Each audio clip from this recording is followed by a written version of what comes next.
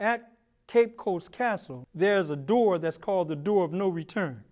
And this door of no return, once it's flung open, those indigenous Africans who were left behind coined that phrase, the door of no return, because they knew that they would never see their ancestors again.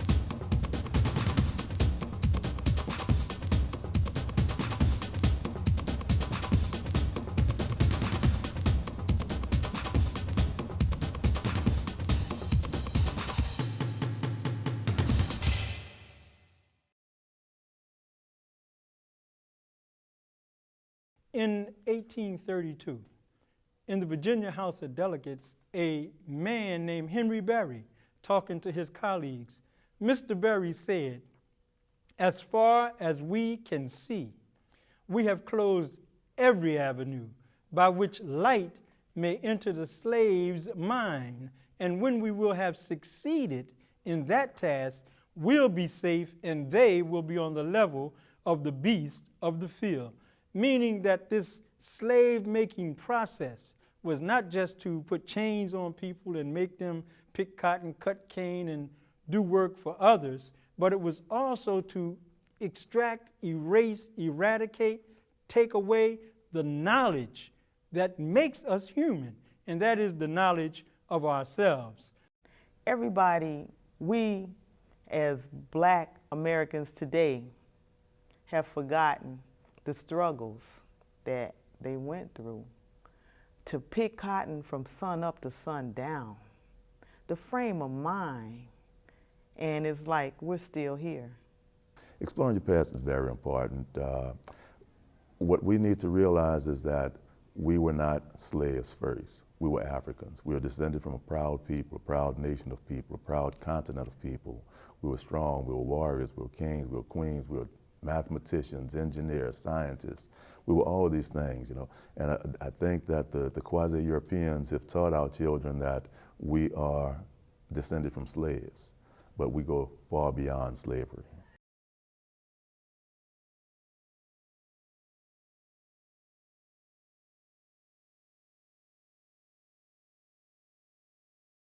My mother's a storyteller, and my mother would always tell the same stories over and over and over.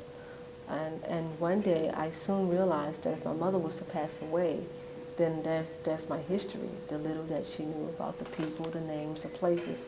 So I started to record some of the information that my mother gave to me. And from that point I started to research to make sure that some of those things that she was saying lined up with some documents, and there it was. And everything from that point was just research after research and running to brick walls and getting up and starting all over again. Well, I first learned of the DNA process in 1999. I was just hearing about it and reading about it in different Black newspapers. And I kind of followed the works of Dr. Rick Kittle concerning the DNA test, the development of the DNA test. And I knew that the first time that test was on the market that I had to take that test. The test revealed for me that my maternal ancestors are from Niger, the Tuareg people, Northern Africa. I've been a student of history for the past 34 years. I've been to Africa at least 8 times, West Africa. I've met with some of the kings. I met with President Charles Taylor and his wife of Liberia. I met with the president of the country where Kunta Kinte was born in 1750, Yahya Jammeh, which is the Gambia. I visited the village where Kunta Kinte was born, which is the village of Jufre. And I've also been to the slave castles in Ghana at Cape Coast and Elmira. So I've been in and out of Africa, but this is the icing on the cake, knowing for the first time where I am from, where my mother is from, and where my ancestors are from. I can now know a little more about myself as to what kind of life my ancestors lived on the continent of Africa. We always knew that we were Africans, but we didn't know where. And I had never been to Africa. I still haven't been to Africa. But now I have a reason and a destination to go to. And that's a very serious impact. We can relate to a people as opposed to an entire continent. My language, my identity, who I was taken. And from that African that came from Cameroon, then came my family. I learned about the African Ancestry test about 1999. I was at a conference in Dallas, Texas, and some of the panelists spoke about it, but I knew that it was something I wanted to do. However, I did not do it until I met Antoinette Harrell Miller here in New Orleans and became a member of the African American Genealogy Connection. It's almost like no words to say, because many of my ancestors that went to those doors of no return, they knew that they would not be returning. Where they was going, they had no idea. Many of them did not make it across the Atlantic Ocean.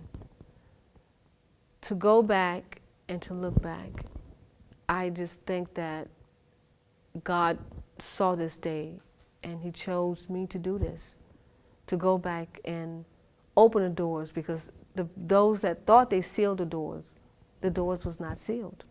You know, there was some of our ancestors saying, I want to go home.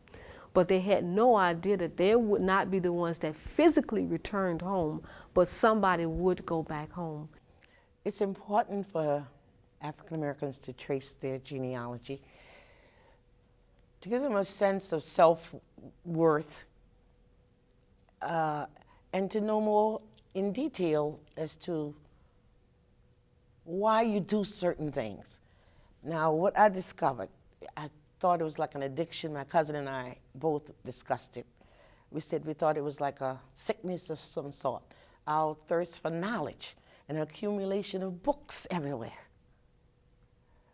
And after I found out about the Songhay on my mother's side, they were very much into knowledge and learning things, and they had the first university in Timbuktu. That's the Songhay people. And during my genealogy, I discovered that my mother left this information for me. She didn't make any commotion over it, but she had just left this for me. Genealogy is extremely important. For one thing, it's done with me. It's a step towards completion.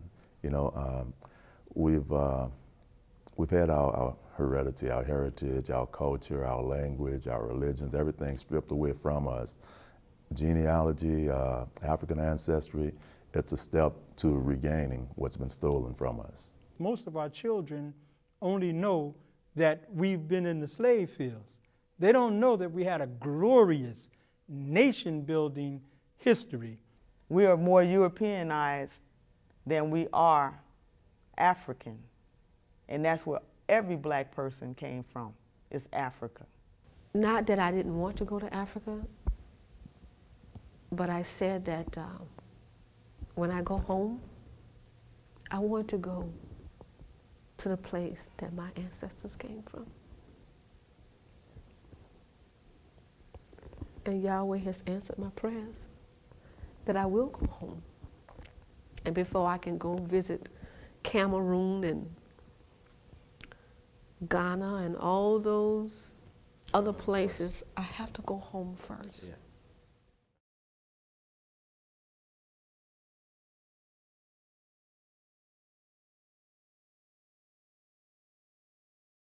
I would say that my family is doing okay, but in my mind it's always, what was it like in Africa? You know, if we would have remained in Africa, what would life would have been like for us in Africa? You know, so I would say that there's many college graduates in my family. I think that my family is one of the families that choose not to forget what our